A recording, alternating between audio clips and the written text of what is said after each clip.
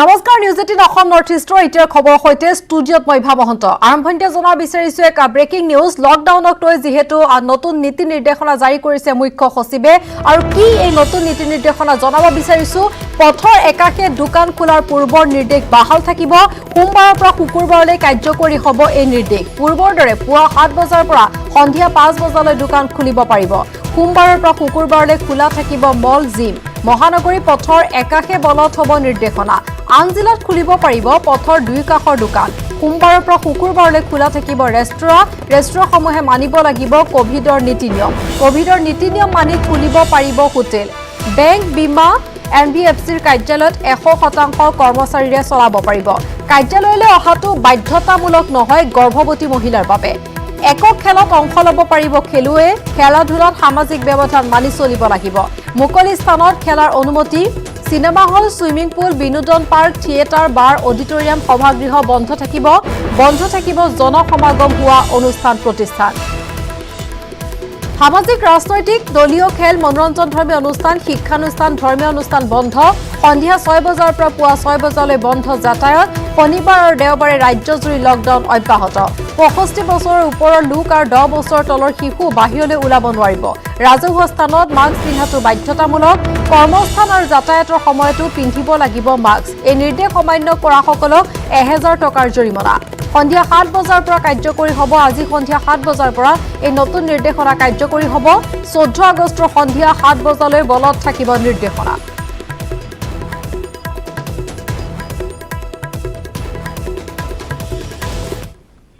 আইমুটা আনে শেহতীয়া খবৰ আজিৰ পৰা গুৱাহাটী এপাৰ্টমেণ্টসমূহত চলিছে কোভিড-19ৰ টেষ্টিং গুৱাহাটীৰ সামাজিক সংক্ৰমণ ৰোধৰ বাবে এই ব্যৱস্থা জিলা প্ৰশাসনৰ 10 তাৰিখলৈকে 1 লাখ টেষ্ট কৰাৰ লক্ষ্য লৈছে স্বাস্থ্য বিভাগে গুৱাহাটীত পূৰ্বতকৈ হ্ৰাস পাইছে কোভিড আক্ৰান্তৰ সংখ্যা জিমসমূহ খোলাৰ পূৰ্বে স্বত্বাধিকাৰীসকলে কৰিব লাগিব কোভিড টেষ্ট জিমত কৰোনা সংক্ৰমণ হোৱাৰ যেহেতু সম্ভাৱনা বেছি যাৰ পৰিপ্ৰেক্ষিতত কোভিড টেষ্ট কৰিব লাগিব জিমৰ স্বত্বাধিকাৰীসকলে আৰু আজিৰ পৰা যেহেতু গুৱাহাটী মহানগৰী এপাৰ্টমেণ্টসমূহতো চলিছে কোভিড-19 টেষ্ট গুৱাহাটীৰ সামাজিক সংক্ৰমণ ৰোধ কৰিবৰ বাবে এই ব্যৱস্থা গ্ৰহণ কৰিছে জিলা প্ৰশাসনে আৰু 10 তাৰিখলৈকে 1 লাখ টেষ্ট কৰাৰ লক্ষ্য লৈছে স্বাস্থ্য বিভাগে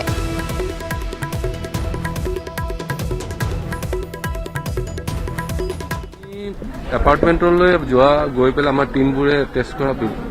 ইতিমধ্যে কৰিছে যদিও আমি যি ধৰণে সঁহাৰি পাব লাগে সেনেকৈ পোৱা নাছিলোঁ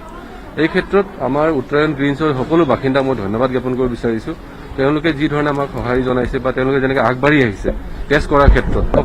আপোনালোকে নিজেই দেখিছে যে মানুহবিলাক আগবাঢ়ি আহিছে টেষ্ট কৰিবৰ কাৰণে গতিকে মই এই উত্তৰায়ণ গ্ৰীণছৰ যিটো এক্সাম্পল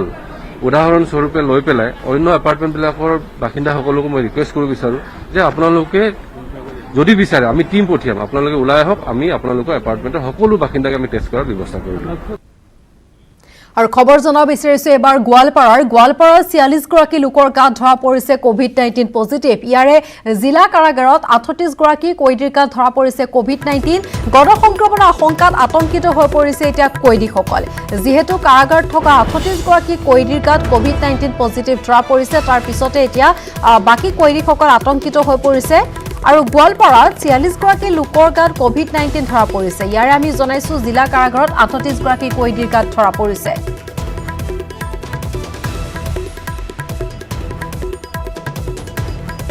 আৰু এখন খবৰ গোৱালপাৰাৰ পৰা আগবঢ়াইছো ৰিংকু দাসৰ এক প্ৰতিবেদন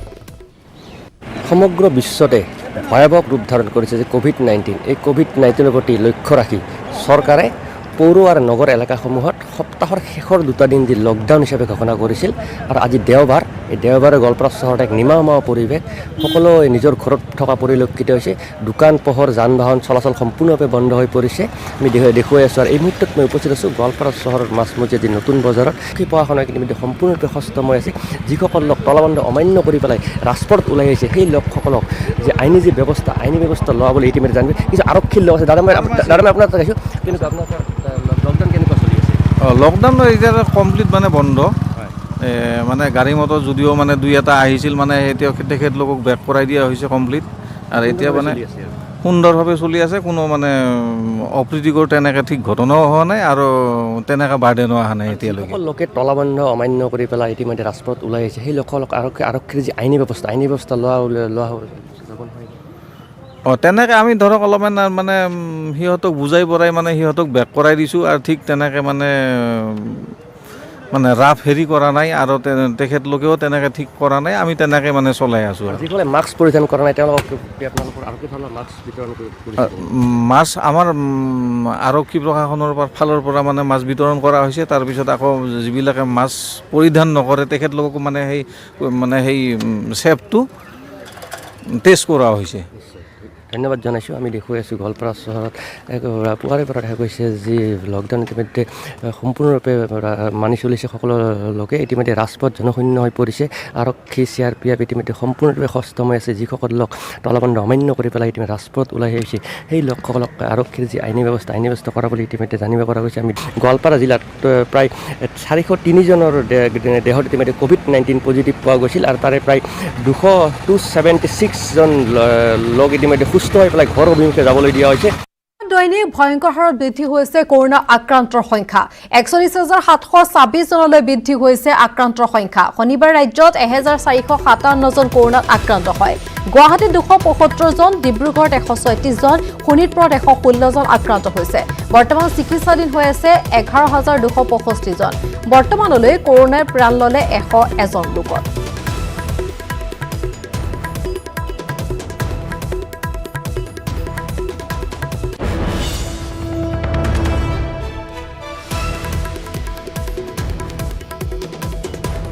আৰু ভাৰতৰ বিগত ২৪ ঘণ্টা ৫৪,৭৩৫ জন আক্ৰান্ত হৈছে COVID-19ত আক্ৰান্ত হৈ মৃত্যু হৈছে ৮৫৩ জন লোকৰ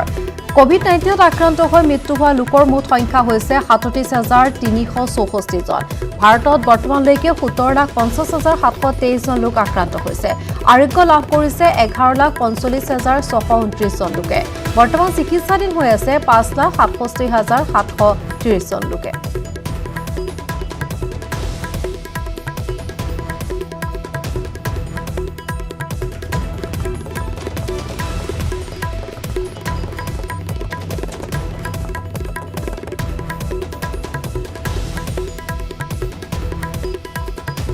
ইছলাম ধৰ্মীয় লোকসকলৰ পবিত্ৰ ঈদ-উজ-জোহাৰ কুৰবানীৰ বাবে গৰু চুৰি ঘটনাক লৈ বৰপেটাৰ সৰ্থেবাৰীত উত্তপ্ত পৰিস্থিতি সৰ্থেবাৰীৰ বৰমাৰা গাঁৱত সংঘটিত গৰু চুৰি কাণ্ডৰ পিছত পৰিস্থিতি এয়া তিনি যুৱকক গাঁওবাসীয়ে সোধাইছে উত্তম মধ্যম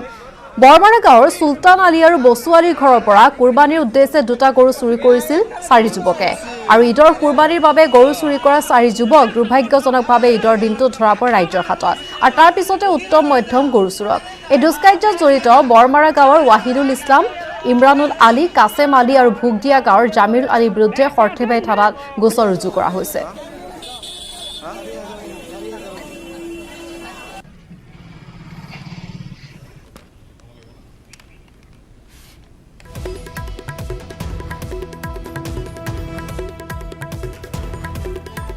আমি দৃশ্য দেখুৱাইছো গৰু চুৰিক লৈ কিদৰে সৰ্থেবাৰীত উত্তপ্ত পৰিস্থিতিৰ সৃষ্টি হৈছে ৰাইজৰ ৰুখত পৰিছে এই তিনি গৰু চুৰ আৰু ঈদৰ দিনা গৰু চুৰিক লৈ তীব্ৰ উত্তেজনাৰ সৃষ্টি হৈছে ৰাইজৰ অভিযোগ যে এই তিনি গৰু চুৰে চুৰ কৰিছে কুৰবানীৰ বাবে ঈদৰ দিনটোত তাৰ পিছতে ৰাইজে ধৰি উত্তম মধ্যম সোধাইছে ৰাইজৰ ৰুখত পৰিছে এই তিনি গৰু চুৰ দৃশ্য আমি দেখুৱাইছো সোঁফালে প্ৰত্যক্ষ কৰিছে ৰাইজৰ হাতত কিদৰে প্ৰহিত হৈছে আৰু বাওঁফালে আৰক্ষীৰ জিম্মাত লোৱাৰ পিছৰ দৃশ্য আমি দেখুৱাইছো এনেদৰে গণপ্ৰহাৰৰ সন্মুখীন হৈছে এই তিনি গৰু চুৰ আৰু এই সমগ্ৰ ঘটনাক লৈ সৰ্থেবাৰীৰ সৃষ্টি হৈছে এক উত্তপ্ত পৰিস্থিতিৰ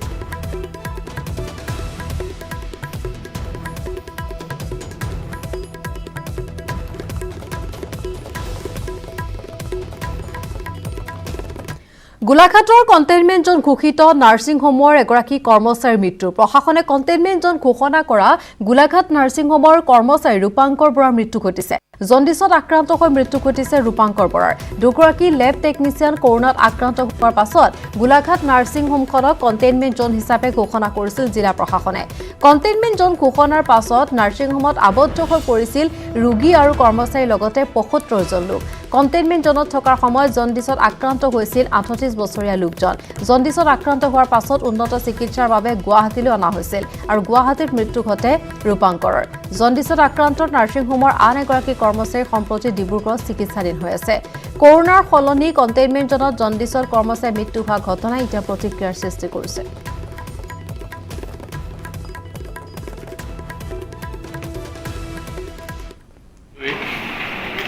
কেইজনমান ঢুকাইছে আৰু তেওঁলোকৰ ষ্টাফ হৈ কেইবাজনৰ আক্ৰান্ত হৈছে। সেইটো আমি ইনভেষ্টিগেশ্যন কৰিবৰ কাৰণে আছোঁ। তাৰপিছতহে আমি গম পোৱা যাব কোন কেনেকৈ ক'ৰ পৰা হৈছে এই কথাটো। ইনভেষ্টিগেশ্যন কৰাই দিছে। ইনভেষ্টিগেশ্যন আমি ডিপাৰ্টমেণ্টেলি আমি কৰিছোঁ, মানে স্বাস্থ্য বিভাগৰ পৰা আমি নিজেই গম পাই আমি আহিছোঁ। আপোনাৰ সন্দেহ কি হয় এনে ঘটনাটো কিয় বা হ'ব পাৰে বুলি? আমি এইটো আমি জণ্ডিছ সাধাৰণতে পানীৰ পৰা হয়, গতিকে ইয়াৰ চ'ৰ্চটো কি সেইটো কথাৰ কাৰণে আমি ইনভেষ্টিগেশ্যনৰ কাৰণে আমি খবৰ সেইটো কথা নাজানো, কাৰণ তেওঁলোকেতো সেই সময়ত বহুত বাহিৰৰ পৰা খাদ্য দিছে, তেওঁলোকৰ কেৱল ইয়াৰহে হৈছে, বাকীবিলাকৰতো কাৰো হোৱা নাই। গতিকে এই কথাটোত মই একমত বোলে এতিয়া কিমান ইয়াত আক্ৰান্ত হৈছে বুলি খবৰ পাইছে? 30 জনৰ ওপৰত বুলি আমি এতিয়ালৈ গম পাইছোঁ। শ্ৰমিকৰ প্ৰাপ্য নিদিয়াকৈ বাগিচা বিক্ৰী কৰিবলৈ লোৱা কাৰ্যক লৈ ডুমডুমাৰ অলকপুৰ চাহ বাগিচাত উত্তেজনা। ডুমডুমাৰ অলকপুৰ চাহ বাগিচাৰ স্বত্বাধিকাৰী ওম প্ৰকাশ বঞ্চলে বাগিচাৰ শ্ৰমিকসকলৰ প্ৰাপ্যসমূহ নিদিয়াকৈ বাগিচাৰ এটা অংশ সংগোপনে বিক্ৰী কৰিব লোৱাৰ অভিযোগ উঠিছে। শত্ৰু বনিয়াৰ চক্ৰান্ত সন্দৰ্ভত জানিব পাৰি বাগিচাৰ শ্ৰমিক আৰু চাহ জনজাতি ছাত্ৰ সন্থা জাঙুৰ খাই উঠিছে। শ্ৰমিকৰ অভিযোগ, বাগিচাৰ বহু শ্ৰমিক ইতিমধ্যে মৃত্যু হৈ যোৱাৰ পিছতো তেওঁলোকৰ ভৱিষ্যনিধিৰ ধন স্বত্বাধিকাৰীগৰাকীয়ে আদায় দিয়া নাই। ইয়াৰ উপৰিও শ্ৰমিকৰ অন্যান্য প্ৰাপ্তিসমূহো নোপোৱাৰ অভিযোগ। তেনেস্থলত বাগিচাখনৰ এটা অংশ বিক্ৰী কৰিবলৈ লোৱা কাৰ্যক শ্ৰমিক আৰু আচ্ছাই তীব্ৰ বিৰোধিতা কৰিছে। প্ৰথমে শ্ৰমিকৰ সমুদায় প্ৰাপ্য প্ৰদান কৰাৰ ব্যৱস্থা কৰিছে বাগিচাখন ক্ৰয় বিক্ৰয়, তাৰ পিছতহে কৰাৰ দাবী। বাগিচা মালিকৰ প্ৰতাৰণামূলক এই আচৰণক বিৰোধ কৰি বাগিচাৰ সমূহ শ্ৰমিকে কৰ্মবিৰতি পালন কৰি বাগিচাখন অচল কৰি তুলিছে।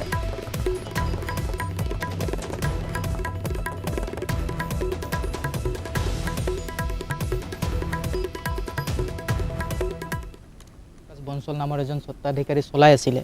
কিন্তু খুব দুৰ্ভাগ্যজনক কথা যে তেখেতে 2010 চনত তেওঁ বাগানটো চলাই থাকোঁতে তেওঁ আমাৰ লগত এটা চুক্তিবদ্ধ কৰিছিল যে যিখিনি প্ৰাপ্য শ্ৰমিকৰ প্ৰাপ্য PF, গ্ৰেচুইটি, ৰাচন, ছুটি পইচা,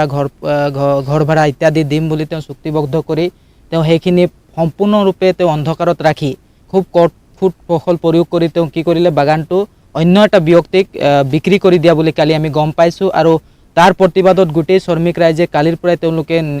স্বইচ্ছাই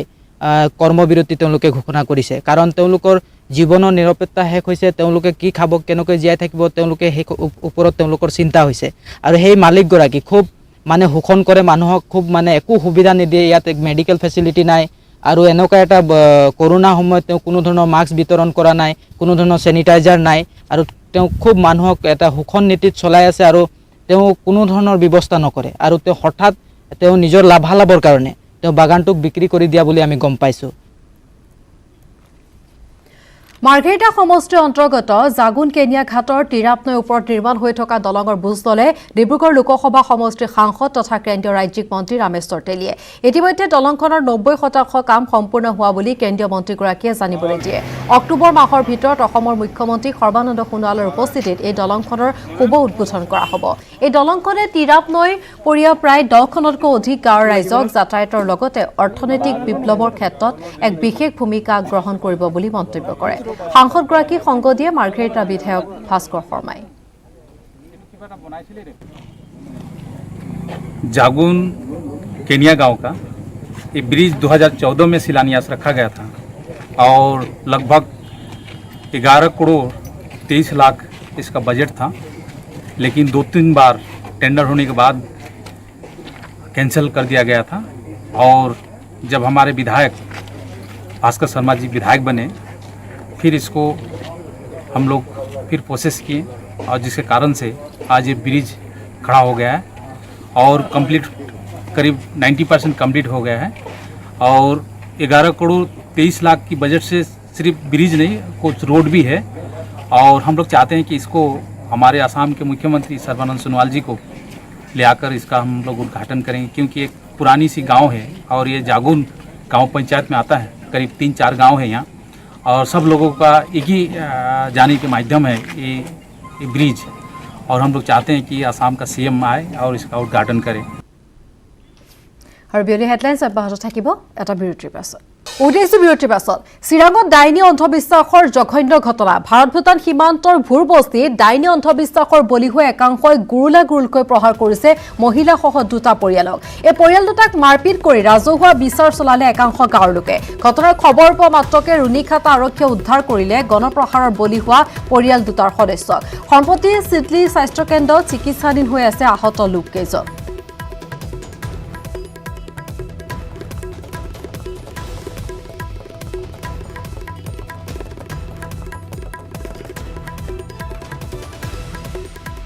এনেকুৱা লৈ পেলাই তেনেকুৱা ভালকে নুসুধা কৰে মাৰপিট কৰিলে কাক মাৰপিট কৰিছে কাক মানে আমাৰ পৰমেশ্বৰ মামাৰ এই আপিক মাৰিছো আৰু মোৰ মাক মাৰিছো কিহৰ কাৰণে ডাইনী বুলি কৰি মানে সন্দেহ কৰিছে অসম অৰুণাচল সীমান্তৰ ডিৰাক গেটত আবদ্ধ ভাৰতীয় সেনাৰ সাক্ষাৎকাৰৰ বাবে যোৱা শ শ্ৰমিক এতিয়া আবদ্ধ হৈ পৰিছে তিনিচুকীয়া জিলাৰ অসম অৰুণাচল সীমান্তৰ কাকপথাৰ সমীপৰ ডিৰাক গেটত আবদ্ধ হৈ পৰিছে সহস্ৰাধিক নিবনুৱা যুৱক ভাৰতীয় সেনাৰ সাক্ষাৎকাৰৰ বাবে বিভিন্ন জিলাৰ শ যুৱক অৰুণাচল প্ৰদেশৰ নামচাইলৈ গৈছিল কিন্তু সীমান্তৰ গেটত কেইবা ঘণ্টা জুৰি আবদ্ধ হৈ থাকিবলগীয়া হয় অসমৰ গোলাঘাট লখিমপুৰ দেৰগাঁও ডিব্ৰুগড়কে ধৰি বিভিন্ন ঠাইৰ সহস্ৰাধিক যুৱক আবদ্ধ হৈ থকাৰ বাবে প্ৰতিক্ৰিয়া প্ৰকাশ কৰিছে মৰাণ ছাত্ৰ সন্থাই এই সংগঠনটোৱে অৰুণাচলৰ লগতে অসম চৰকাৰ আৰু ভাৰতীয় সেনাক এই সমস্যাটোৰ ওপৰত ক্ষিপ্ৰতাৰে পদক্ষেপ গ্ৰহণ কৰিবলৈ আহ্বান জনাইছে আবদ্ধ হৈ থকা যুৱকক কোভিড সোৱাব টেষ্টৰ নামত অৰুণাচল চৰকাৰে হাৰাশাস্তি কৰাৰো অভিযোগ উত্থাপন হৈছে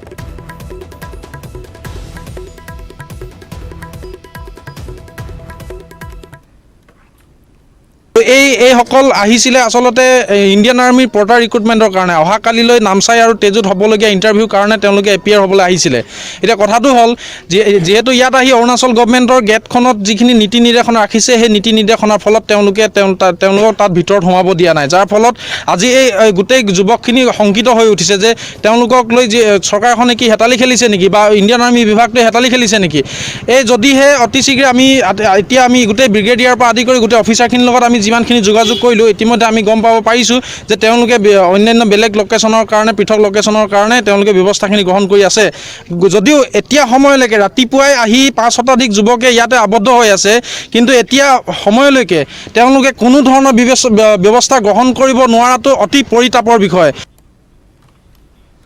মানানৈ উটুৱাই দিলে বঙাইগাঁৱৰ নাম্বাৰপাৰা আৰু গোৱালপাৰা সংযোগী পথ 20খনকৈ গাঁৱৰ ৰাইজৰ যোগাযোগৰ একমাত্ৰ পথত থকা এই দলংখন ভাগি যোৱাত হাহাকাৰ লাগিছে লোকসকলৰ দলং উটি যোৱাৰ পাছত যাতায়াতৰ বাবে বিকল্প ব্যৱস্থাৰ সন্ধান কৰিছে ৰাইজে যথেষ্ট হাৰাশাস্তিৰ সন্মুখীন হৈছে এইসকল লোক দৃশ্য আমি দেখুৱাইছোঁ কিদৰে উটি গৈছে এইখন দলং মানাহৈ উটুৱাই নিছে বঙাইগাঁৱৰ নাম্বাৰপাৰা আৰু গোলাপাৰা সংযোগী এই দলংখন 20খনকৈ গাঁৱৰ ৰাইজৰ যোগাযোগৰ একমাত্ৰ পথত থকা দলংখন ভাগি যোৱাত এতিয়া এক হাহাকাৰ অৱস্থাৰ সৃষ্টি হৈছে যাতায়াতৰ বাবে বিকল্প ব্যৱস্থাৰ সন্ধান কৰিছে কিন্তু কোনো উপায় নাই এতিয়া এইসকল লোকৰ হাতত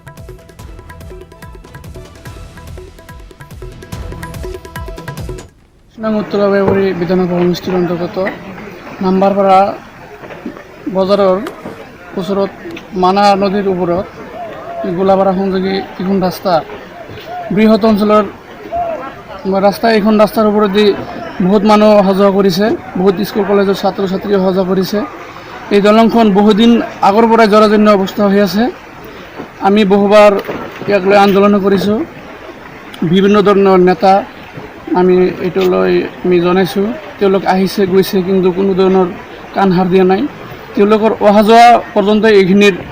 এই সময় আছিল আৰু কোনো কাণ সাৰ দিয়া নাই যদিও আমি পৰিতাপৰ বিষয়ত বহুত পৰিতাপৰ বিষয় যে বহুবাৰ জনাৰ পিছতো এইখন কামটো কোনো ধৰণৰ ৰিপেয়াৰিঙো হোৱা নাই কামটো হোৱা নাইতো দূৰৰ কথা ৰিপেয়াৰিংটো হোৱা নাই সান্ধ্যহীনৰ মাজতে খানাপাৰা কেন্দ্ৰীয় বিদ্যালয়ৰ সন্মুখৰ কিতাপৰ দোকানত চোৰৰ লুটপাট চোৰে চেণ্ট্ৰেল বুক হিল নামৰ ব্যৱসায়িক প্ৰতিষ্ঠানৰ তলা ভাঙি লুটি নিয়ে সামগ্ৰী এই ঘটনাক লৈ দোকানৰ স্বত্বাধিকাৰী আৰক্ষীৰ প্ৰশাসনৰ ভূমিকাৰ ওপৰত ক্ষুণ্ণ হৈ পৰিছে খানাপাৰা খেলপথাৰ COVID care centre staff college IAS কলনীৰ দৰে সুৰক্ষিত স্থান থকাৰ পিছতো চোৰে দোকানৰ 6টাকৈ তলা ভাঙি কিদৰে লৈ গ'ল ইতিমধ্যে সমীপৰ চিচি কেমেৰাৰ ভিত্তিত আৰক্ষীয়ে অভিযান অব্যাহত ৰাখিছে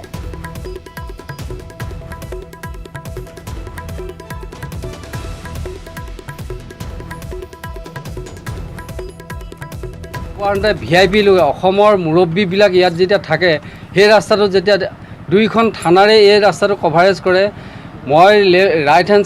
ছাইডে থাকোঁ বা লেফ্ট হেণ্ড ছাইডে থাকোঁ কোনো কথা নাই দিছপুৰ থানাই কভাৰ কৰে আৰু বশিষ্ঠ থানাই কভাৰ কৰে বশিষ্ঠ থানা আৰু দিছপুৰ থানাৰ কোনো পেট্ৰলিং এই ৰাস্তাটোত কোনো কি গুৰুত্ব নাই নেকি তেখেতলোকে এই বস্তুটো হৈছে কি কোৱাৰেণ্টাইন চেণ্টাৰটো যিহেতু জীৱনৰ কাৰণে খেলা কৰি আছে ভেটেনেৰি হস্পিটেল ফিল্ডৰ ভিতৰত কাৰণ কি তেখেতলোকৰ ডে এণ্ড নাইট মানে পেচেণ্ট চোৱাৰ কাৰণে পেট্ৰলিং নাই নেকি পুলিচ প্ৰশাসনে সেই বস্তুটো চোৱাটো প্ৰয়োজন শোণিতপুৰৰ ৰাসায়নিক সাৰৰ বৃহৎ সিন্ডিকেট নিৰ্ধাৰিত দামতকৈ কৃষকে অধিক মূল্যত ক্ৰয় কৰিব লগা হৈছে ইউৰিয়া DAP সাৰ কৃষকক মাধমৰ সুধাইছে সিন্ডিকেট চক্ৰটোৱে উল্লেখ কৰিব পাৰি যে প্ৰতি 45 কেজি বেগ ইউৰিয়াৰ প্ৰকৃত দাম 264 টকা যদিও এই সাৰ 500 পৰা 600 টকাকৈ বিক্ৰী কৰিছে একেদৰে DAP সাৰৰ প্ৰতি 50 কেজি বেগৰ মূল্য হৈছে 1200 পৰা 1350 টকা এই নিৰ্ধাৰিত দৰৰ পৰিৱৰ্তে 1500 টকাত বিক্ৰী কৰিছে কৃষকৰ মূৰত ৰামটাগুন খুধাইছে ৰাসায়নিক সাৰৰ এই সিন্ডিকেট চক্ৰটোৱে শোণিতপুৰ জিলাত দীৰ্ঘদিনৰ পৰা এটা সিন্ডিকেট চক্ৰই ৰাসায়নিক সাৰক লৈ এক ৰমৰমীয়া বজাৰ চলাই আছে কিন্তু বিভাগীয় কৰ্তৃপক্ষই আজিলৈকে কোনো ব্যৱস্থা গ্ৰহণ কৰা নাই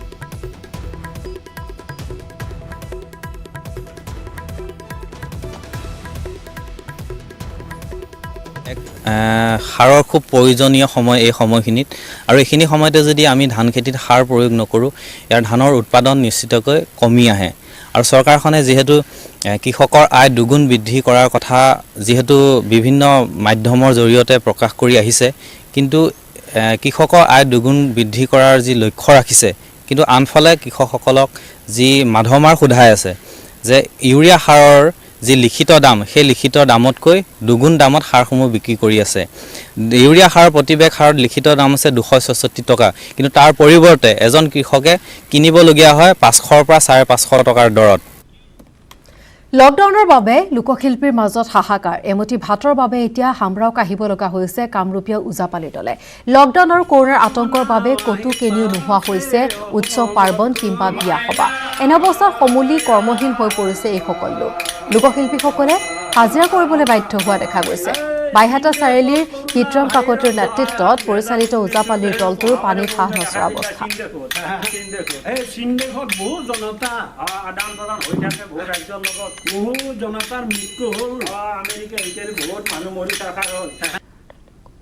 মই ওজাপালি গাই পেলাই ঘৰৰ কিছুমান অভাৱ মানে পূৰ কৰিছিলোঁ কিন্তু এতিয়া এই লকডাউন দিয়াৰ পৰা মানে কোনো পূজা পাতল সভা সমিতি একোৱেই নাই ঘৰতে বহি আছোঁ সেইকাৰণে অভাৱটো মোৰ অলপ বেছি হৈছে এই চৰকাৰে যদি আমাৰ এই ওজাপালিৰ ভৱিষ্যত চলাৰ কাৰণে কিবা এটা ব্যৱস্থা কৰি দিলে হয় তেতিয়াহ'লে বৰ সুখী হ'লোহেঁতেন বাক্সাৰ জাৰতালুক চিগিল পাগলাদিয়া নৱনিৰ্মিত মথাউৰি প্ৰচণ্ড খহনীয়া জাহ গ'ল 2 কোটিৰ মথাউৰিটো লকডাউনৰ প্ৰথম ভাগতে বাক্সা জিলা উপায়ুক্তৰ তৎপৰতাত নিৰ্মাণ কৰা হৈছিল এই মথাউৰিটো পাগলাদিয়াৰ পানী বৃদ্ধি হ'লে পানীত ডুবিব জাৰতালুক গোৱালবিল ফেৰফেৰী পথাৰপাৰ উজিৰঘাটকে ধৰি নলবাৰী জিলাৰ কেইবাখনো গাঁও তীব্ৰ আতংকত কেইবাখনো গাঁৱৰ লোক নিজৰ ঘৰ-বাৰী এৰি নিৰাপদ স্থানত আশ্ৰয় লৈছে বহু পৰিয়ালে খহনীয়া ৰোধৰ বাবে ৰাইজে চলাইছে প্ৰচেষ্টা জলসম্পদ বিভাগ জিলা প্ৰশাসনৰ নাই কোনো খবৰ আৰু ইফালে বছৰৰ চতুৰ্থ বানত অঞ্চলটো বুৰ যোৱাৰ পিছতো স্থানীয় বিধায়ক মনেশ্বৰ ব্ৰহ্মই এবাৰো খবৰ নোলোৱাত ক্ষোভিত হৈ পৰিছে বানপীড়িত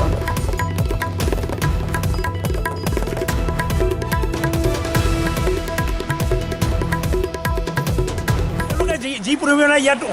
দিব লাগিছিল প্ৰটেকশ্যন তেওঁলোকে এতিয়া দিব পৰা নাই আমি জানিব পাৰিছোঁ তেখেতসকলক বেছি পাৱাৰ বা তেনেকুৱা টকা পইচা নিদিয়াৰ কাৰণে আজি আমি এই 1,95,00,000 লাখ টকাৰ বানটো আজি হৰুৱাব লগা হ'ল আৰু তাৰ লগতে 12খন গাঁও আজিৰ পৰা দুৰ্ভিক্ষ কাৰণ আমি যোৱা বছৰৰ পৰা ইয়াত কোনো ধৰণৰ খেতি বাতি নাই চব বালি পেলাই আছে আৰু এইবাৰো মানুহে অলপ ৰৈছিল যদিও ইয়াত খেতি নাথাকে আনকি মানুহ নাথাকে আৰু এই গাঁওখন এটা চাৰিসীমাৰ পৰা নিশ্চিন্ন হ'ব মাত্ৰ কাগজৰ ভিতৰত থাকিব এখন জাৰতালুক গাঁও এখন গোৱালবিল গাঁও তাৰ বাহিৰে বেলেগ একো নাথাকে কিন্তু অতি লজ্জাজনক বিষয় এই সমষ্টিৰ বৰমা সমষ্টিৰ বিধায়ক মনেশ্বৰ ব্ৰহ্ম তেওঁ আজি অহাৰ সময় নহ'ল আজি MCLA আজি বাগানপাৰাৰ ফণীন্দ্ৰ বসুমতাৰী তেখেতে আজি এই ৰাইজখনক গৰু ঠগোৱা দিলে তেওঁ এটা চেনেল কাটিম বুলি আমাক কৈছিল প্ৰতিশ্ৰুতি দিছিল বছৰ দিনত কিন্তু তেওঁ নিদিলে যে এইটো কথাই বুজায় যে এই প্ৰতিনিধিসকল আমাৰ মাজত কিয় আহে আৰু ৰাইজে কিয় চিলেক্ট কৰে আমি বুজি নাপালোঁ আমি এতিয়াই আমি ফোন লৈছোঁ যে এই যদি আমাৰ এই গাঁওখন নিশ্চিন্ন হয় আমি ইয়াত যাত হুজাই ৰাজপথত এজন বৃদ্ধক ৰাজহুৱা শাস্তিৰ প্ৰদান এদল মহিলাৰ বৃদ্ধৰ ডিঙিত ওলমাই দিলে জোতাৰ মালা ডিঙিত জোতাৰ মালা ওলমাই ৰাজপথত মাৰপিট কৰিলে হুজাই বিষ্ণুপুৰ গাঁৱৰ দৃশ্য গাঁওখনৰ এগৰাকী মহিলাক অশ্লীল ইংগিত দিছিল এইজন বৃদ্ধই আৰু তাৰ পিছত মহিলাৰ দলটোৰ ৰোষত পৰিছে বৃদ্ধ মহিলাৰ দলটোৱে ৰাজপথত বৃদ্ধক জোতাৰ মালা পিন্ধাই মাৰধৰ কৰাৰ দৃশ্য ভাইৰেল হৈছে ছ'চিয়েল মিডিয়াত এই ঘটনাই হুজাইত সৃষ্টি কৰিছে তীব্ৰ প্ৰতিক্ৰিয়া